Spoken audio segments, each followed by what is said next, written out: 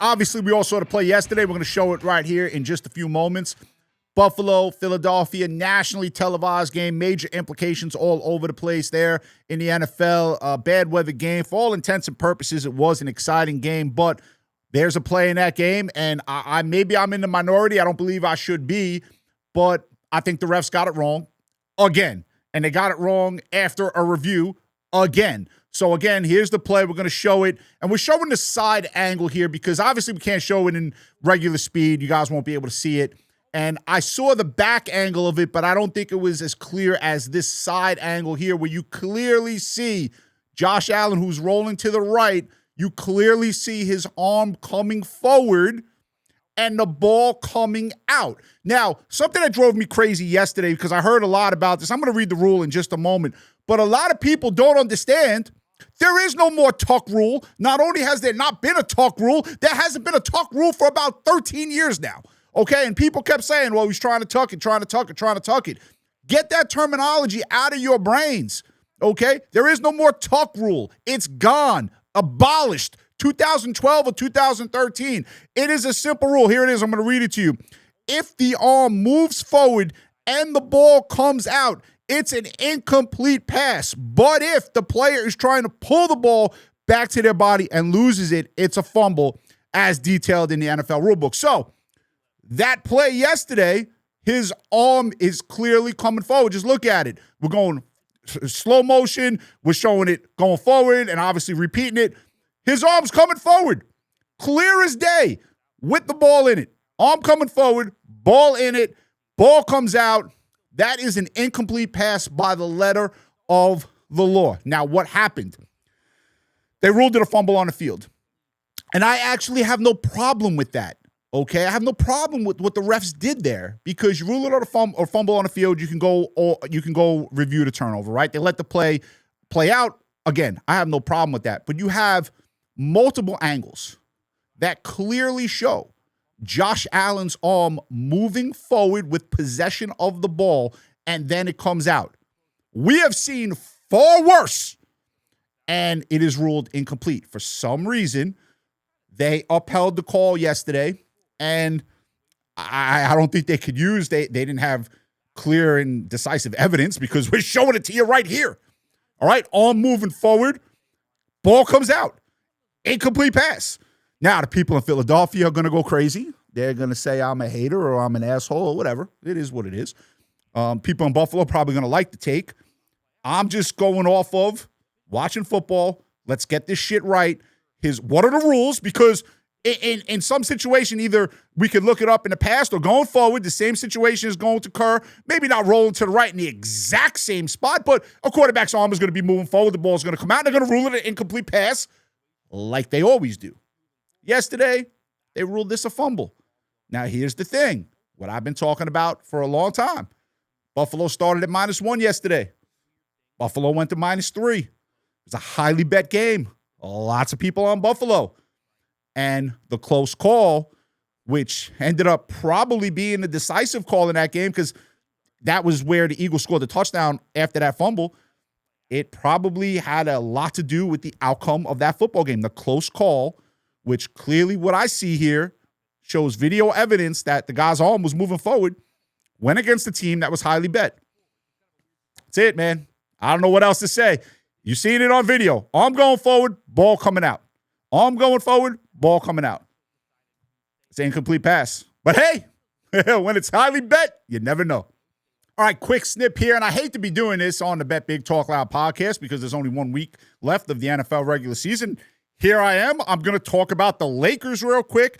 And the reason why I'm going to talk about the Lakers real quick is because I feel everyone on TV, mostly everyone, is full of shit. In fact, I think the only guy that has any credibility in my mind to talk about the Lakers, and especially LeBron James, is Stephen A. Smith. I really believe that because he's the only one that calls this clown out all the time. All right? But talking about the Lakers, talking about what J.J. Redick did, they played a Christmas Day game. We all saw it. The Lakers get blown out by Houston. They do come back and beat Sacramento last night. But we all saw the clip of J.J. Redick saying, hey, it's going to be uncomfortable at practice on Saturday. It's going to be an uncomfortable meeting, whatever that meant or not. I'm trying to get a message across to his team. But can we just keep the facts here as they are? What else are the Laker players or fans or even the people in the media? You guys are so full of shit. What else are we going to talk about other than the truth? So here is the truth. All right, it's the truth.